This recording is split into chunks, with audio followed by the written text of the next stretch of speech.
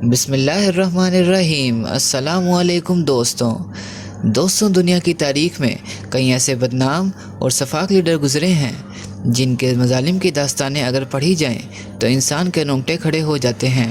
ان بدنام زمانہ لیڈروں کے ظلم اور بربریت کی اکثریت آج کی دنیا میں بھی محسوس کی جا سکتی ہے۔ آج اپنے انفارمیشن کی دنیا کے دوستوں کو چند ایسے ہی لیڈروں کے بارے میں بتاتے ہیں جو کہ لاکھوں افراد کے قتل کے ذمہ دار ہیں۔ کوئین رناولونا یہ مڈغاسکر کی سب سے پہلی ملکہ تھیں۔ 1828 سے 1878 کے درمیان اس ملکہ نے تقریباً 2.5 ملین سے بھی زیادہ افراد کو قتل کروایا۔ آج دنیا اسے ایک شیطانی ملکہ کے طور پر جانتی ہے۔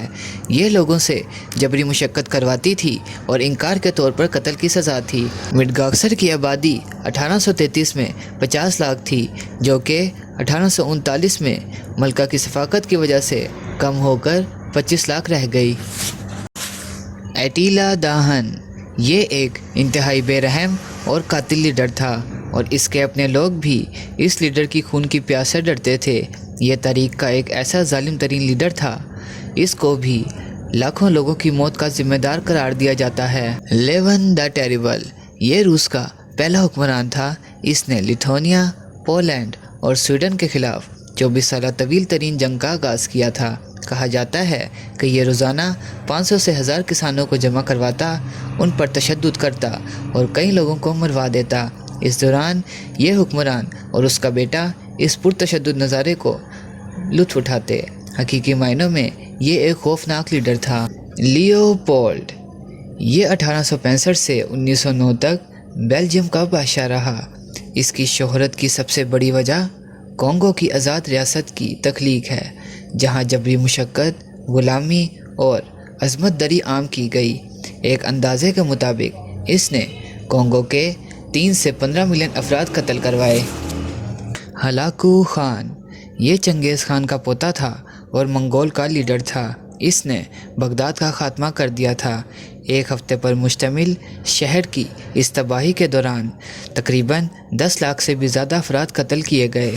ہیری ٹرومین یہ امریکہ کا 33واں صدر تھا، اور یہی وہ شخص تھا جس نے پہلی بار ہیروشیما اور ناگاساکی پر ایٹم بم گرایا اور چند سیکنڈ میں 2 لاکھ افراد قتل کر دیے گئے۔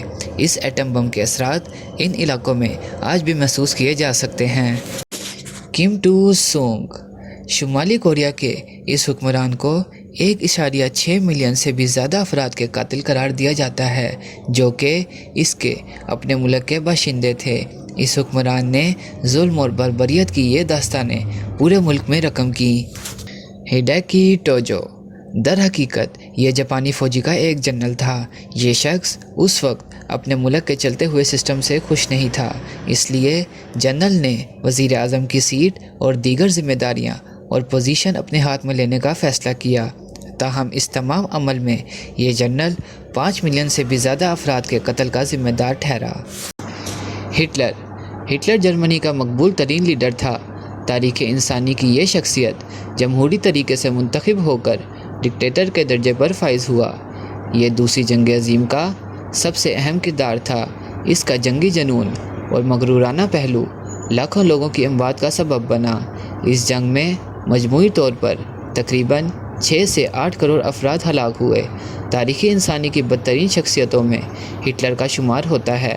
آج بھی جس طرح مسلمانوں میں یزید کا نام ایک لعنت سمجھا جاتا ہے، تو مغربی اقوام کے لیے بھی ہٹلر کا نام ایک لعنت تسلیم کیا جاتا ہے۔